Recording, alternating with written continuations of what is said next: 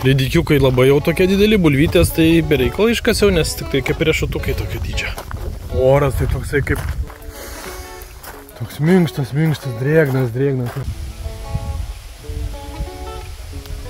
Kažkaip taip ir nepradėjo lyti, tai išlaukiau kol pradžiuvo čia ta žolytė ir dabar žiūrėkit jau pramulčiavau, nes jau buvo jinai per aukšta. Kuo aukštesnė mulčiuoji, tuo daugiau pasidengia tokiais džiūvėsiais, labai didelė masė, kaip ir daug tai negerai. Tie 10 kg žolytės labai stipriai atšviežino visą situaciją, labai daug ir visur užsisieja jinai. Ir reikia tiesiog reguliariai apjauti, orai tobuli, palyja, be jokių pastangų. Pievutę, ką aš padariau, reiškia, aš iš ten toli matot, kokia pieva buvo. Tai aš tiesiog su mulčeriu ją numulčiavau, palaikiau biškį. Žmona užbarstė 10 kg sėklų ir dar kartą su mulčeriu praėjau. Tiesiog mulčeris prasklaidė tas sėklų. Ir matom, kad va, jos puikiai želia. Turim pievutę gražią.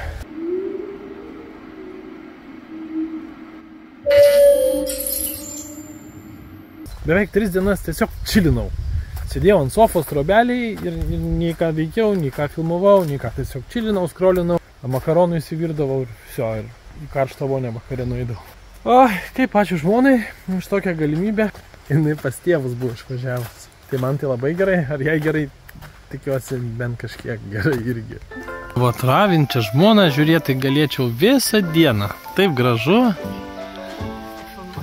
ypač kai tos spigliuotus rauna.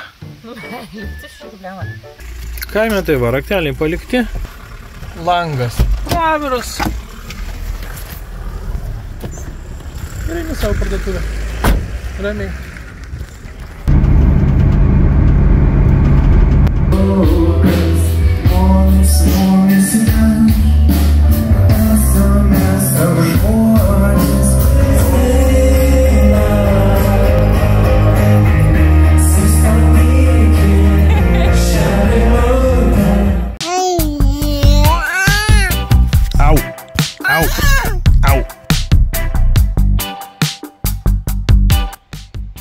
Labas rytas, kalam dailylentės. Op, dabar aš ką mąstau, tai kokiam ritme dėt. Ar simetriškai, ar biški toliau, ar biški arčiau. Nes tai tokį vizualiai suteikia tam tikrą ritmą. Muzika, gamta, grožis, visur yra ritmas. Šitus tai va taip sudėjau. Vienas architektas sakė, kodėl nepadarai lygiai. O vienas draugas sakė, koks fainas ritmas. Ir jeigu jis bus toks visiškai monotoniškas, jis bus toks, nu nežinau, ne mano skonio gal. O gal kaip tik gražiau bus.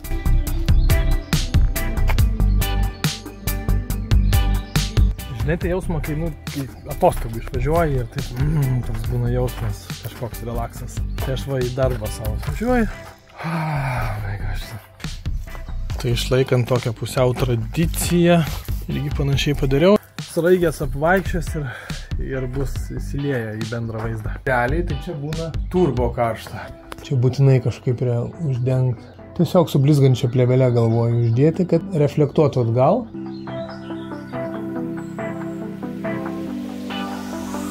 Čia yra inžinerinis kažkoks tai klaustukas, kaip čia durys įdėti. Paskutinę sieną pradėjau kalt ir štai šitas va, nulūžo šitas liežuvis. Nu, 95 euriukai. Opapa.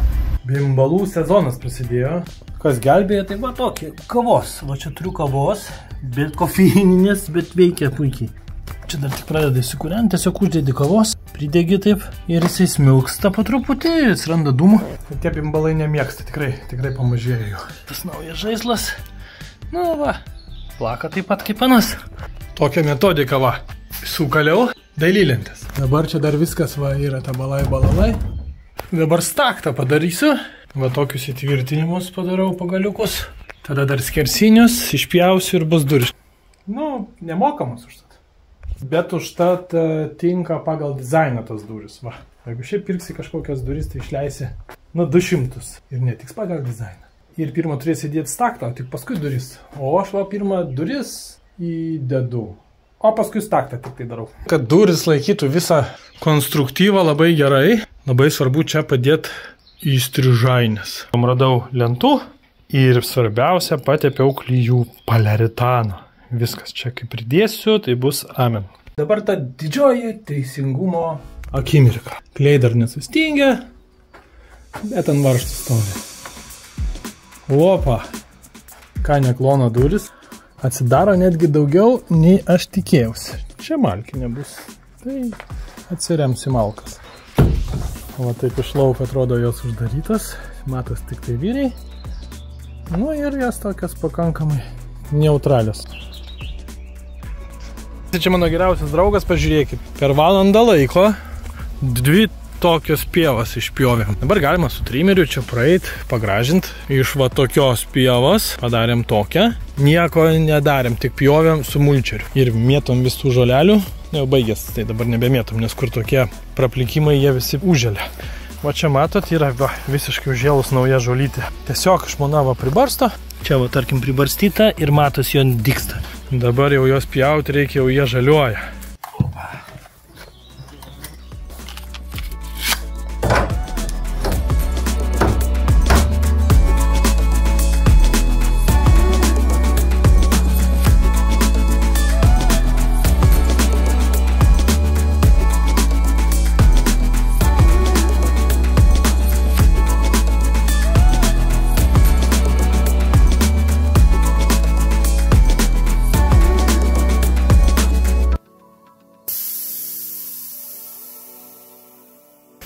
Viskas.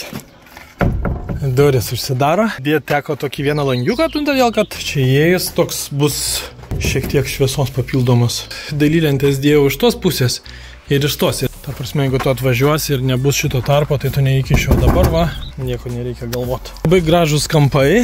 Čia va tai ir toks kampas, tiesiog dalylentė prie dalylentės, nieko, jokios apdailos nebereikia. Ir toks pats čia kitas kampas. Va, irgi nieko čia nebereikia daryti. Viskas. Baigta. Nu tai ką, sunkiausia dalis liko vartai. Ir čia uždarius vartus bus arba džiovykla, arba orkaitė, arba reikia uždėti čia kažkokį blizgų celofaną, kad nespinduliuotų infraraudonėjai. Darbai baigti, žmona laiminga, šašlykai iškepti, veganiški, ryžiai keptuviai, žolytė žalia nupjauta. Vat jums ir rojinė planeta prie Vilniaus. Baseino trūksta. Baseino žmona sakė. Jau sakė, nepirksim, jau per vėlų, nu kaip ir kiekvienais metais. Dar pamatėm, kad čia šalia mūsų maudynių vieta už 10 minučių nuvažiuoti. Tai irgi išbandysim tai pavalgę. Tokia čia nereali viečiai. Ne, pušelė, čia dar geriau. Ir mes čia taip gerai įsimaudėm, žinokit, ir prie laiminga. Žmona sako, mano vyro balsas plonesnis, neįleisiu. Nu jau pas kalbį, sakau, paplonink liežuvį. Kalbis žvengia iš mane, sako, imk, nuo vaikų gimtadienio liko balionas. Ir aš tada taip paėmiau. Ir sakau, brangų žiūrovai, jeigu dar nepalaikino, tai palaikinkit. O jeigu dar nesubscribinot, tai subscribinkit. O jeigu dar nesat patronais, tai tapkit. Man bus linksmiau.